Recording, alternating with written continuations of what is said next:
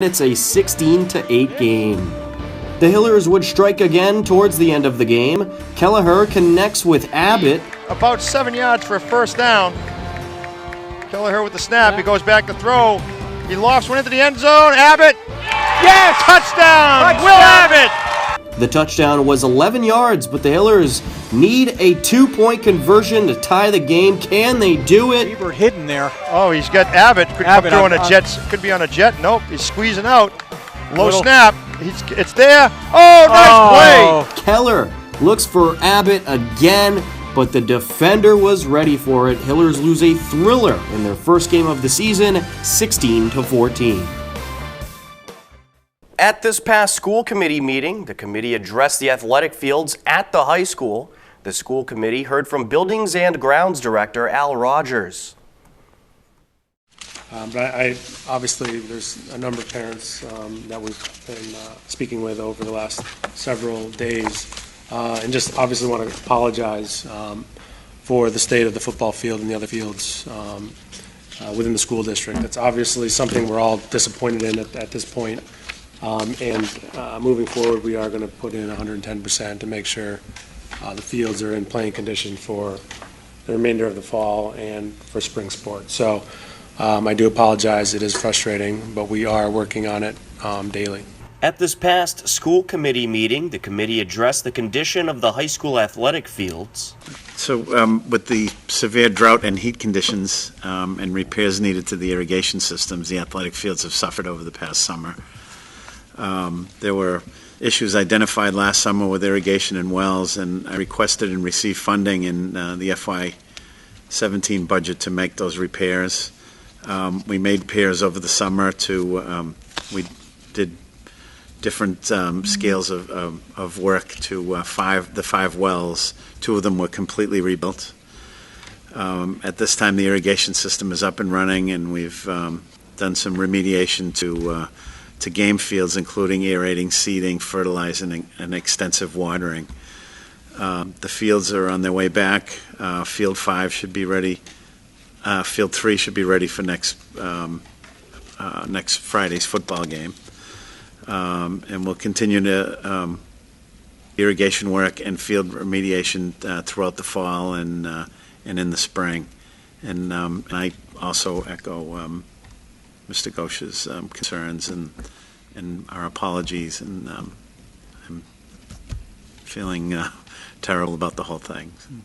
The Hillers football team were forced to move their first 2 home games to Medway High School because of the condition of the field, and a number of other Hillers sports teams have had to play at the Fruit Street fields. About Field 10 and some of the other fields, are those also having remedial work done on them to bring them up? Field 10 was another field that was recently irrigated and seeded and rolled. It's coming back a little slower, but sure. it is coming back. So, thank you. Anybody else have questions? I have just a random budget question. So when we have to have an away game that wasn't scheduled, do we have any issues paying for anything associated with that? Do you have to? Are we going to see like a budget hit because of this kind of thing? The cost to go to Medway is not substantial. Okay. It can be absorbed within the But we're also renting fields at Fruit Street. It's not going to go without a budget hit, and we're going to have to make all the aerating and seeding. We're going to have to make decisions as a result within our budget constraints. This is a priority, as Mr. Ghosh stated. Okay. So this is a priority, and we understand and do not minimize how important it is for kids to have safe and well cared for fields to play on. We really value our athletic program, and so even though it's going to be at a cost, it's at a cost that we didn't anticipate, and we're going to have to make some decisions about things that perhaps we won't be able to do. Okay. And then the wells, because the town's in a drought state, because we have the wells, that's where. So I know people have been asking about that as well, and we did get permission to be able to water because it is wells. One of the things that I also think is not understood is that even though we were working on the irrigation system all summer long, there were also challenges, and so the assumption is you have wells, why weren't you watering? Because we were at the same time struggling with and dealing with issues with the wells as a result of problems with the pumps. So these were all things that Mr. Rogers had budgeted for. I think he told us earlier that there had been $20,000 budgeted towards that. It wasn't that he wasn't aware of it. But if people drive the loop road And they see the sprinklers watering, and they know we're in they- a drought, they- we do have it- private wells, and we got permission. And we did hear to that use them. just today, yes. So it's I important didn't for even know people. you heard that. I was just asking. No, we did, Okay. yeah, right out there on the Okay. field. So it's fair enough question for people who have been told they can't water their flowers. Okay. So yes, that's the answer Okay, to thanks. that. The school committee has announced they have opened an application process for anyone interested in joining a subcommittee to help improve the athletic fields at the high school. Right now on our website, hcam.tv, you can view a letter addressed to Hopkinton residents from Director of Buildings and Grounds, Al Rogers, addressing the field situation and what will be done with the fields going forward. A lot more to come on HCAM News, including a look at the 2016 Hillers boys soccer team and highlights from this year's Live for Evan 5K. Also, Courtney will let you know about the many programs coming up on HCAM with the HCAM Insider. You're tuned into HCAM News. Don't go anywhere. HCAM News is supported by our viewers and by Webster First Federal Credit Union, providing financial products with attentive customer service to the local families and businesses of Hopkinton. Visit us at websterfirst.com. And by Golden Pond Assisted Living, honoring resident choice, dignity, and independence. Our health and wellness focus keeps residents active. Golden Pond, state-of-the-art senior housing and healthcare services. Do you have what it takes?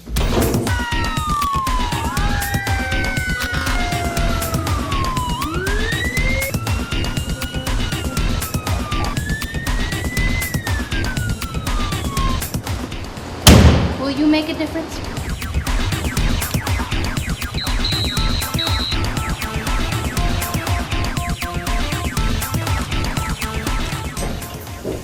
Always an adventure.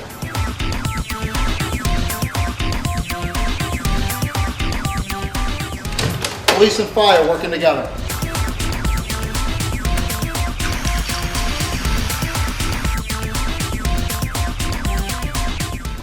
Utilizing the latest technology.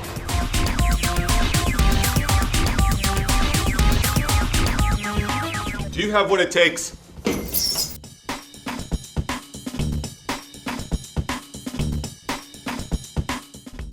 Welcome back to HCAM News. The Hillers boys soccer team started off the season on a high note as they took down Ashland at home 4-0.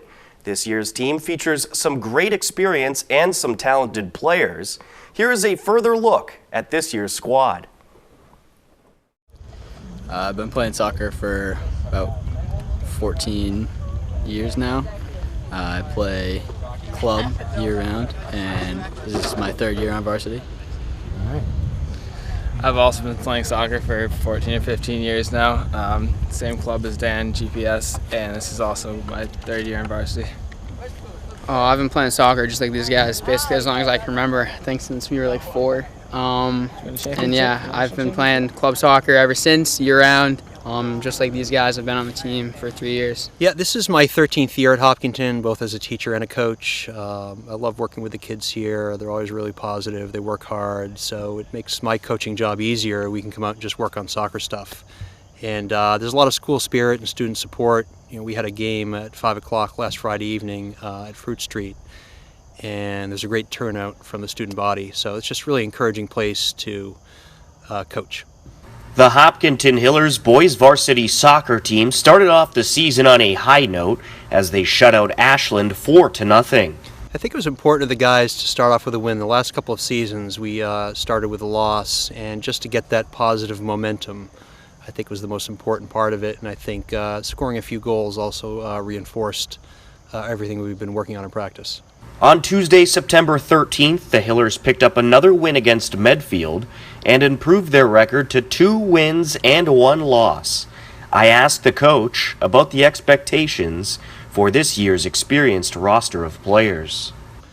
Yeah, you know, I think the expectations are always built into the kids. I really don't have to do much to push them to be motivated to play. They always come in motivated and they want to win for the school. And so that's usually not a problem. All right, I think the team's looking pretty good this year. Compared to teams in the past, we've got a lot of strong seniors. And then a lot of strong sophomores too, a lot of young guys that have played club for a while. And I think compared to years past, we move the ball really well, quick passing, one touch, and really good combo play. It works well. We're definitely a passing team this year. We're not a long balls team. We like to keep the ball on the ground, and we have a lot of guys who take really good touches and should be good at possessing this year. You know, we have a lot of talent, a lot of depth. We've got great senior leadership, positive attitude, all the ingredients of a really good season. I think our defense this year is really strong. We have a good mix of guys in every position, young and old, so I'm looking forward to working with them the rest of the season. We also have Brian Gahn coming back from a shoulder injury in a month or so. So what are the Hillers working on in the early season practices? We've worked a lot on kind of our overall shape as a team, kind of offensively and defensively, and I guess just moving the ball around like we like to do, getting shots off, combo play, stuff like that. Going forward, we're going to work on just putting the ball in the net because we have a lot of opportunities and we got to finish them. As soon as we do, we're going to be lethal. Don't forget, you can see a lot more Hillers sports on our website, hcam.tv, as well as full volleyball, football, and soccer games on our YouTube page, youtube.com/hcamtv. The 4th annual Live for Evan 5K recently took place. The purpose of the event is to raise awareness for heart conditions and raise funds to help improve the quality of life for patients and families affected by cardiac disease. The event is in honor of Hopkinton High School graduate Evan Girardi, who passed away during his freshman year of college due to cardiac disease. The 4th annual Live for Evan 5K took place. The event is in honor of Evan Girardi, who was born with a congenital heart defect.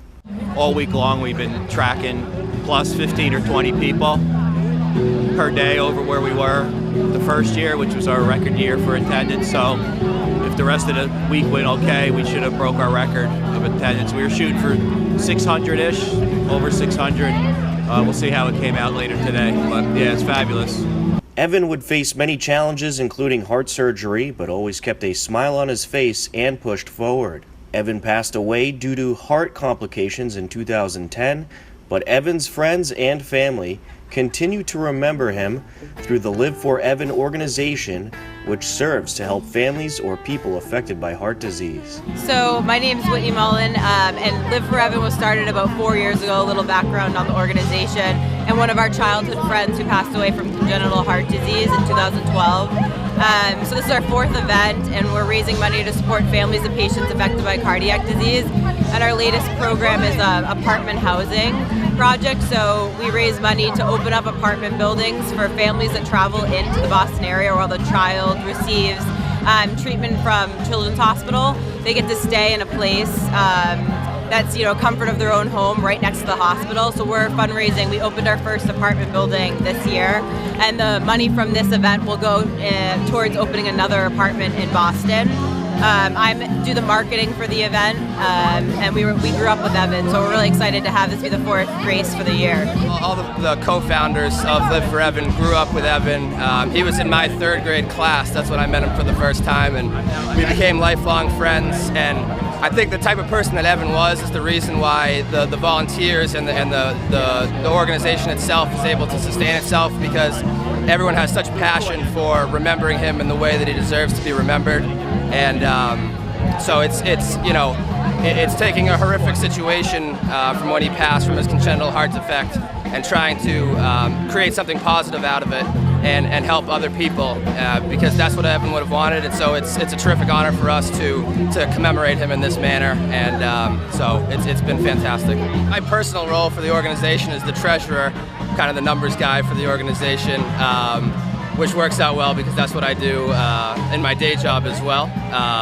So I'll tally up after today's over. I'll tally up all the donations, all the registration numbers, all the sponsorships, and we'll see where we're at. And as I look out the field right now, I'm very confident in how we're going to end up.